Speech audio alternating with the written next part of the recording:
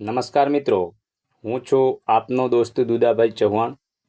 મિત્રો, આપણને ઘણી બધી વખત આપણા ગામના તલાટી કમ મંત્રી સાહેબ જે હોય એમની જરૂર અવારનવાર આપણને પડતી હોય છે। જેમ કે જન્મનો દાખલો મેળવવા માટે, મૃત્યુનો દાખલો મેળવવા માટે, આવકનો દાખલો મેળવવા માટે, કોઈ યોજનામાં લાભ મેળવવો હોય તો એનું પ્રમાણપત્ર મેળવવા માટે, ટૂંકમાં અવારનવાર આપણને તલાટી કમ મંત્રી સાહેબની જરૂર પડતી હોય છે। ત્યારે ઘણી વખત આપણને એવું બને છે કે આપણને તલાટી કમ મંત્રી સાહેબનો સંપર્ક કરવો હોય તો એમનો મોબાઈલ નંબર આપણી પાસે હોતો નથી, તો આપણે એમનો સંપર્ક જે છે એ કરી શકતા નથી।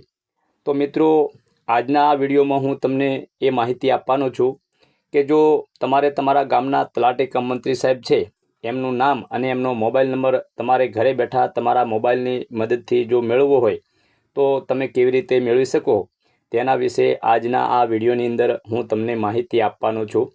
તો મિત્રો, વિડીયો સાથે બન્યા રહેજો।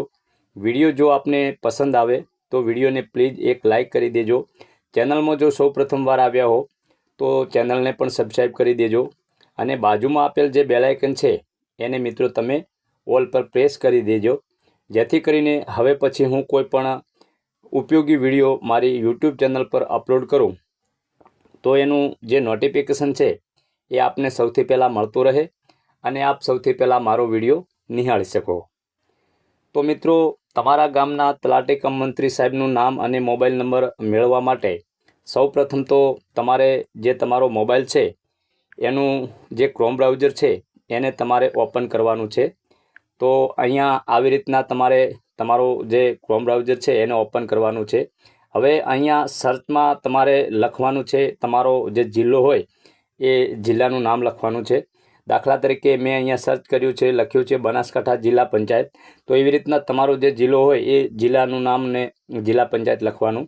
તો અહીંયા આવી રીતના તમારે લખવાનું છે। તો આપણે બનાસકાંઠા જિલ્લા પંચાયત જે લખેલું છે એના પર ઓકે આપીએ। તમારે એવી રીતના તમારો જે જિલ્લો હોય એનું નામ લખવાનું છે। તો તમે તમારા જિલ્લા પંચાયતનું નામ લખશો એટલે આવી રીતના તમને જોવા મળશે। તો અહીંયા ફર્સ્ટ નંબરમાં તમને વેબસાઇટ જોવા મળશે, તો એના પર તમારે આવી રીતના ઓકે આપવાનું છે। એના પર મિત્રો તમે ઓકે આપશો એટલે આ જે વેબસાઇટ છે એ તમારી સામે ઓપન થશે અને અહીંયા જે હમણાં તમને પોસ્ટર જોવા મળ્યું એમાં સાઇડમાં જે ચોકડી બતાવે છે એના પર ઓકે આપશો એટલે ત્યાંથી એ હટી જશે। હવે અહીંયા આવી રીતના તમને આ વેબસાઇટનું પેજ જોવા મળશે। તો અહીંયા પેજને થોડું ઉપર સ્ક્રોલ કરવાનું છે। આવી રીતના તમે ઉપર સ્ક્રોલ કરશો એટલે અહીંયા જે તાલુકાના નામ છે એ તાલુકાના નામ તમને જોવા મળશે। તો અહીંયાથી તમારો જે તાલુકો હોય એ તાલુકો તમારે અહીંયાથી સિલેક્ટ કરવાનો છે।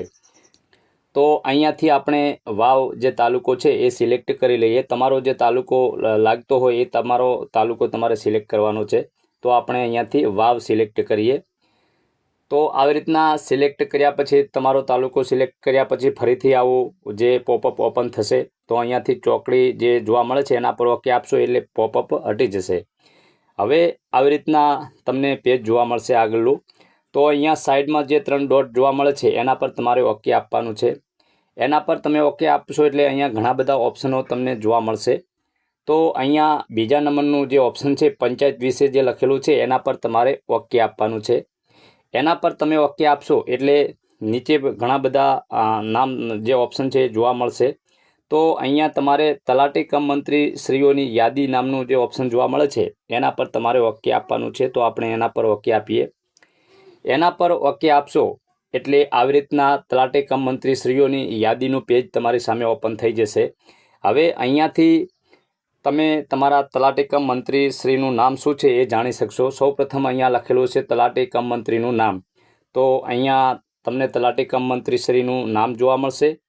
પછી અહીંયા મૂળ સેજાનું નામ તમને જોવા મળશે, જે પંચાયત હશે એનું નામ જોવા મળશે। તો અહીંયા તમે જોઈ શકો છો।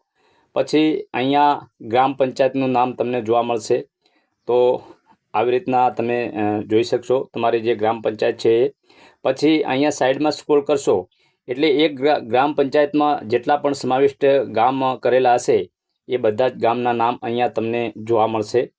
પછી અહીંયા આમ સાઈડમાં સ્ક્રોલ કરશો એટલે તમને અહીંયા એમના મોબાઈલ નંબર છે એ જોવા મળશે। તો આવી રીતના મિત્રો તમે ઘરે બેઠા તમારા મોબાઈલની મદદથી તલાટી કમ મંત્રીશ્રીનું નામ અને મોબાઈલ નંબર જાણી શકો છો। તો મિત્રો આજનો વિડીયો આપને કેવો લાગ્યો? જો વિડીયો પસંદ આવ્યો હોય તો પ્લીઝ વિડીયોને એક લાઇક કરી દેજો।